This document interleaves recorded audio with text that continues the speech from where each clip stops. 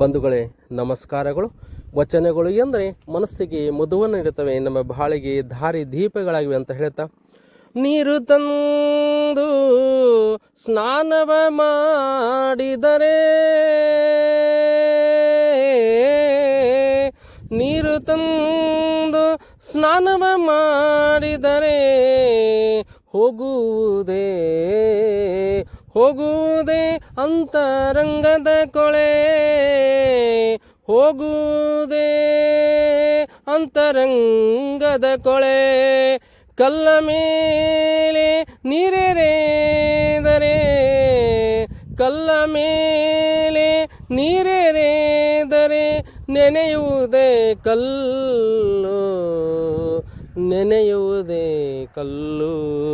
ಅಂತರಂಗ ಶುದ್ಧವಿಲ್ಲದವನ ಭಕ್ತಿ, ಅಂತರಂಗ ಶುದ್ಧವಿಲ್ಲದವನ ಭಕ್ತಿ ಹಾವಿನ ಬಾಯ ಹಾಲಿನಂತೆ ವಿಷವಯ್ಯ.